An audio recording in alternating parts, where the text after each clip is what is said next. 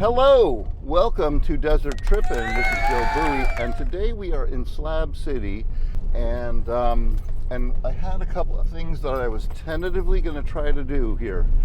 One of them was to find out an update on Builder Bill, who wasn't feeling well a few weeks ago and had everyone very scared because he had to get an ambulance to the hospital. I normally don't like to do a pop-in, but I had left him a few messages and hadn't heard back, so I just knocked on his door, and he answered, and he looks great. And I wanted to ask him, if it wasn't a big imposition, maybe I could sit down with him. And I know he's done a bunch of interviews before, but I had some different questions I wanted to ask. And it's always been a dream of mine to sit down with Builder Bill. He's kind of like, he's the patriarch, if you will, of the slabs nowadays. So he looked great. We're going to try to get together tomorrow. There's no promises. And if all that I can achieve is just having that conversation I had a few seconds ago, then that's a big win already.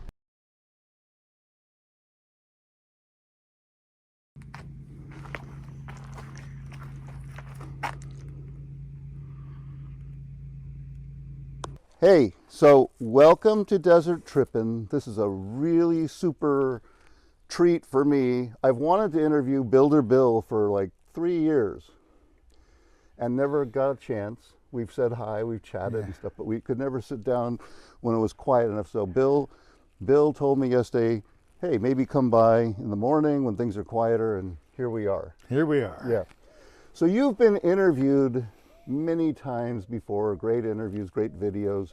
If you've been living under a rock, you don't know that Bill came here in the late 70s, probably? 98. So what's that, about 28 years ago? 27 years ago? Yeah. 26. Yeah, 26, 27 years. And Bill, I'm kind of reciting part of your story so we can get to here. But you were a tradesman, right? More or less, yeah. Like plumbing and carpentry? Windows and doors mostly, And what drew you to Slab City? Well, in the construction trades, when the job ends, you have to go find a new job. Yeah, no stability. And when you reach a certain age and your hair gets a little gray, and I'm feeling that, yeah. they start not wanting you too much, you yeah, know? Yep. And it develops to where pretty soon you're living on the street in a van. Okay. And, in San Diego, they don't like that very much. Oh, okay, yeah. And after a while, it got to where I had to get out of Dodge. Yeah. Now, you came out here. Leonard Knight had only been at Salvation Mountain for maybe a little while when you first got here, right? No, he'd already been here for quite a few years. Was the mountain already a mountain? When I started the range, he'd been doing the mountain for 17 years. Oh, I think. Wow. Okay. Wow. Jeez. But that's part of what inspired me that I could do something. Yeah, yeah. You saw something on a big scale. And I kind of know the reason from your previous interviews, but what made you want to build a center where people could perform and... Well, here's how I tell the story. Yeah. There came a night when I was taking a shower on one of them hot summer nights, and you take a shower and you dry off, and you dry off, and you dry off. You're still wet. And so I come out here on the slab to air dry, and there's nothing here, right? It was just bare concrete.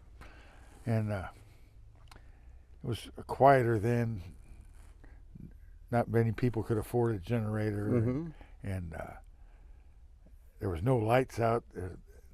The stars were a lot brighter then because there were a lot less of those solar power plants and stuff, Less light the pollution. geothermal plants. Yeah. And it was dark, and you could see the stars came all the way down to the horizon. And I came out here and air drying, and I look up at the stars, and I said, well, you decided I have to live here. But how the hell is a guy going to meet a girl? Okay. in a desolate ass town like this. Yeah. And the stars looked down upon me with their immaculate pinprick eyes and said, "What are you going to do about it?" Mm-hmm. So you were motivated. Yep. And so that puts the thought in your head, what could I do? Yeah. And you were a musician. No. Oh, you weren't? No. Oh, okay. I learned to play after I started doing this. Okay. Well, that's even cooler. Yeah. And what could you do? Yeah.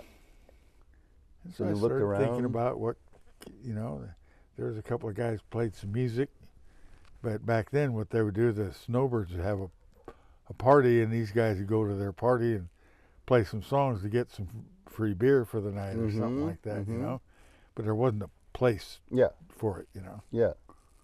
And there wasn't set hookups and lights. I got to thinking, well, how could you stir up some social life, Yeah. And what year was that, you think? Well, opening night was 2002, and I worked on it, putting a thing or two together for maybe a year and a half, putting up the poles and the bumper fence. Yeah. And bringing in the buses. Yeah. So these buses are very cool. They're they look almost like the same. Yeah, but they were Hulks, Yeah. I just saw them somewhere. I bought one for $100, and I traded the other one for an old wrecked trailer I had. Okay. Okay. So you're resourceful, and you looked around and you saw these resources that weren't being used, and said, and it really makes a unique stage setting. I know you keep some musical equipment in here. I saw some congas, and that one was going to be the green room in there over there, but you see how low those bus doors are? Yeah, people kept hitting their heads. It would knock your ass out. Yep. One day we had this guy, he was a movie producer, who was out here. He kind of a famous movie.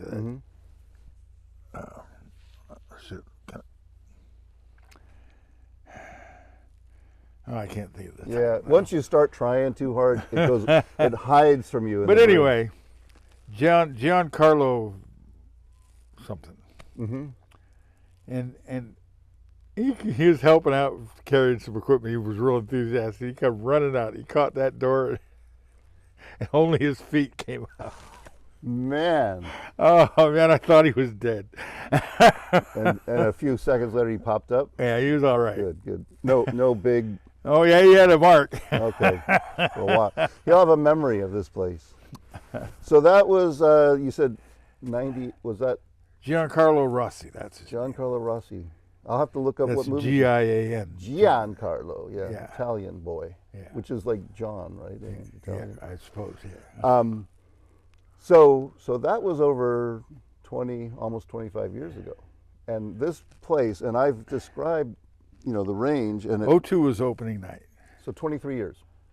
In my mind, this place is kind of the beating heart of the community. I mean, of course, you got East Jesus, which is a lot of creativity, but people come together here regularly, and people share their talents, and they communicate, and Well, that's part of the story too. Yeah. Is when I was doing this stuff, Mm-hmm. putting up the poles and stuff, my old lady Mm-hmm.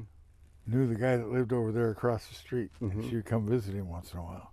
It was before we ever met, Mm-hmm. and she looked over here to seeing what I was doing, right? Yeah. And she told her friend, "Well, what kind of crazy ass fools make it a country bar out here?" Well, your original motivation was to meet girls, and you got her attention right away, huh? But that was before I knew it, right? Yeah. Yeah. And that was a year, say, before we opened, right? Mm-hmm. But the thing is, on opening night, 100 people showed up. That's a big crowd. No? Yeah. Yeah. I mean, but instantly I knew Yeah. I was doing Yeah. something. Yeah.